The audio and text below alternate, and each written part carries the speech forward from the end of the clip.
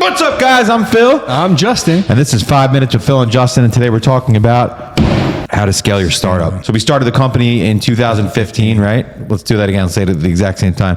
We started the company in August of 2015. And we want to share our insight on what it is to scale in the beginning of a startup and then versus now, where we're at now, which is what, 9 years later. Actually, in August, it's going to be 10 years. 10 year anniversary. Hell yeah. Better walk into rose petals in here. Yeah, well, probably. We've never celebrated one. Really, honestly, when have we ever celebrated one of our anniversaries? Really, We haven't.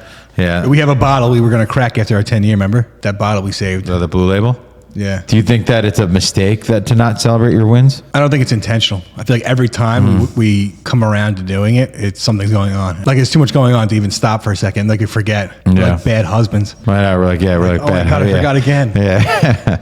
That's interesting. I wonder if other people that started companies are like that. Do you celebrate your wins? Do you make time to celebrate your milestones? Or are you like us where we just kind of just roll into it and then you look back on it and you're like, oh shit, I wish I would have maybe savored that a little bit longer, right? Yeah.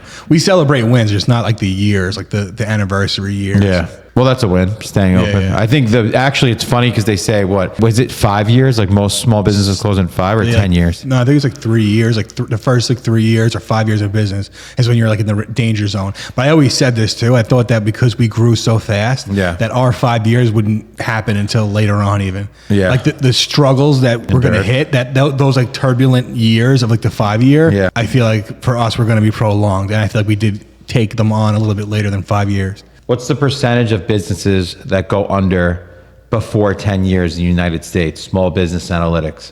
According to data from the Bureau of Labor Statistics, about 70% of businesses in the U.S. fail before reaching their 10th year. So there you have it. 70% of businesses fail before reaching the 10-year mark. So we're in a 30% bracket of all small businesses in the United States. Patches, 30%. Yeah, 30% crew.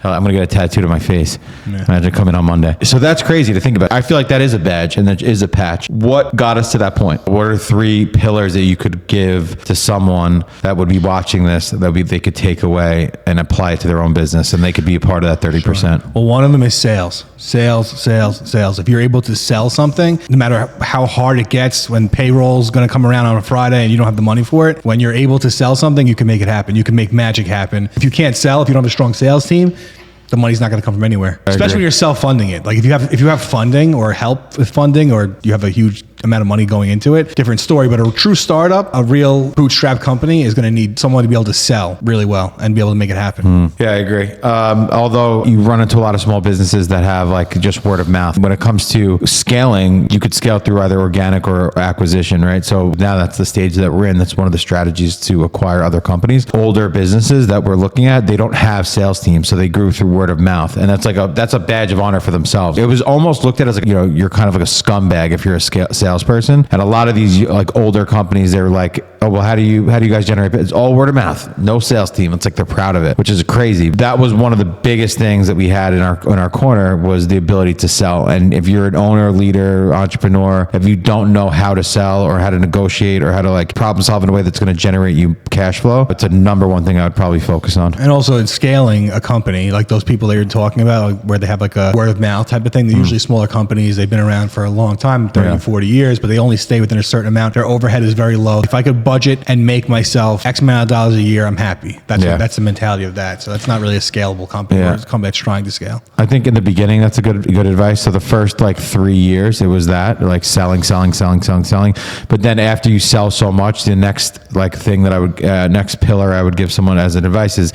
your back office structure and systems would be the next thing that you have to focus on. That will get you to unlock the next levels of years to make it to the 10-year. So funny when you think about it. Not that funny. You probably remember this. It's not that funny. It's if you remember this, we were in our office and NEC come into our office. We were signing on as a partner. So ultimately, the funny thing is that when Bob McConaughey was like one of the channel managers at NEC, so he was coming to our office to basically vet us and make sure that we were still good and we could become a partner with NEC. So he's sitting in front of our office. We're like a sales office. We know how to sell, and we have people all over the place. We kind of had the office built out a certain way, and he's doing the entire like presentation to us. I remember him saying to us, "What's your back office look like?" And we were like, our back office. We We didn't know what a back I know. office was. I know. But we were so used to just, if you Sell. close a deal, and we'll figure it out in the days to come, whatever. We'll just figure it out and get it in. But Yeah, it was the just days funny. to He's come. like the back office. I think that was like one of the first times, probably not, but the first time I really paid attention to hearing like, what's your back office look Yeah. like? And we kept saying it to everyone. Yeah, the back well, office. Our back office. Yeah, well, and we started building a back office. Yeah, So yeah. we realized how important it was. So it's sales is number one. You have to be a savage Viking, absolute animal, and be in love with it. You can't just do it because you're trying to keep your business open. If you're doing it with the intent of like it's something that you love doing, selling, then it's all those other doors are gonna unlock, right? And you're not doing it like painstakingly, like shitting yourself that you have to make a cold call. Like you have Yeah. to fucking love it. You know what I mean? And I think that's what separated us. Yeah, it was do or die. You had to sell something. This like the back office. So that mentioning that, obviously, what does the back office do though? The back office is what delivers the product to the customer, Implementation. the implementation, and it gives you like longevity as a company because Yeah. if you do it the right way and you have the right customer service and the customer gets a good experience, Yeah. they'll come back around and you'll have them for a lifetime.